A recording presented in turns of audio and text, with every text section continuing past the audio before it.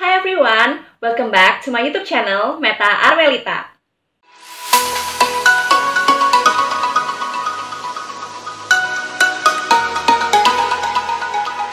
Oh ya Ci, kemarin tuh aku sempat dengar ya, katanya Bapak Jokowi sempat datang ke Korea dan katanya di sini juga sempat diundang Bapak Jokowi.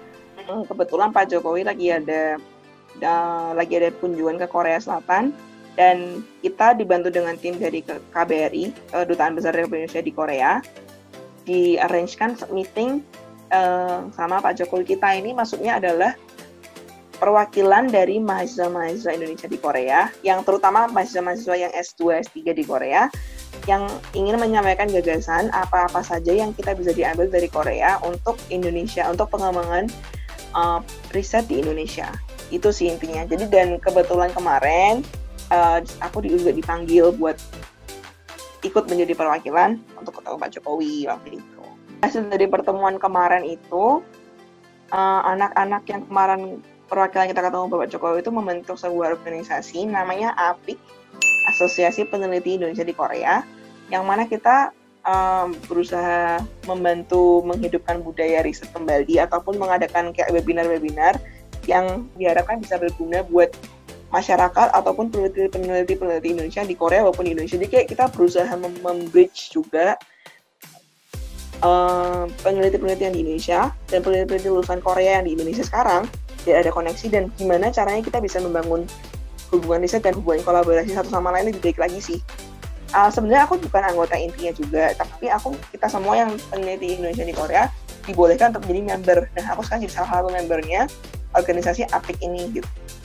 Jadi tujuannya adalah untuk mengambil positif values dari budaya riset yang ada di Korea untuk dibawa ke Indonesia, yang bisa diterapkan di Indonesia gitu sih. Jadi Bapak Jokowi ini sebenarnya pengen mengetahui tips-tips apa yang dipakai Korea Selatan untuk memajukan negaranya dan ingin diimplikasikan di Indonesia melalui mahasiswa yang lagi penelitian di Korea, betul ya Ci? Jadi intinya pokoknya kemarin kita kayak diskusi sih, berdialog sama Presiden mengenai ide-ide atau gagasan-gagasan yang mungkin baik kalau diterapkan di Indonesia untuk mengembangkan perisetan di Indonesia gitulah lebih. Nah, ini Ci, aku ada pertanyaan lagi. Nah, sekarang kan lagi musim COVID-19 ya. Nah, ini kegiatan perkuliahan di Korea tuh gimana sih, Ci? Sampai sekarang, aku tetap nge-lab sih. Gak ada bedanya sih. Jadi bener-bener karena salah satu, kalau bisa dilihat, gimana Korea nanggapin corona tuh cepat banget. Yang bener-bener, jadi virusnya bener-bener down-nya tuh cepet sih menurut aku dibandingin negara-negara lain. Contoh realnya aku sehari-hari sekarang ini makan di luar udah biasa aja. Makan di luar, aku jalan-jalan, ataupun santai sih. Bahkan misalnya aku ke Starbucks gitu ya, rame-rame aja kayak nggak ada COVID di sini, apalagi di kota aku. Semua orang pakai masker keluar, tapi aktivitas tetap berjalan. Karena aku mahasiswa S3, jadi nge-lab tuh tiap hari nggak ada berhenti. Yang beda adalah anak-anak S1 nggak boleh offline kelas. Jadi semua kelas mulai dari semester kemarin tuh online semua.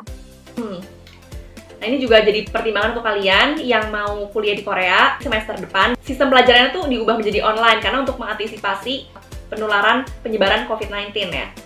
Nah, cuman untuk S2 dan S3, kalau mau research itu tetap jalan, labnya tetap jalan gitu ya, Ci? Kalau S1 kan bisa ngambil kelas tanpa ketemu muka sama muka, tapi kalau ada eksperimen kan harus sama barangnya gitu loh. Nah, pertanyaan terakhir mungkin ya. Sekarang ini kan mungkin ada orang yang pengen tetap kuliah di Korea. Berarti tetap bisa ya, Ci? Misalnya mengajukan beasiswa. Tetap masih ada ya, beasiswanya masih berlaku berarti ya? Masih ada. Ya, cuman paling karena yang S1 nggak bisa offline, dan S2 kalau yang mau masuk sini ada protokol tertentu, misalnya di karantina segala macam tuh ada protokol sendiri. Mereka masih buka admission kok sampai seterusnya, nggak berhenti buka admission. Jadi kalau mau daftar silahkan mendaftar. Kalau mau daftar silakan, tapi tetap harus mengikuti protokol kesehatan yang ada gitu ya.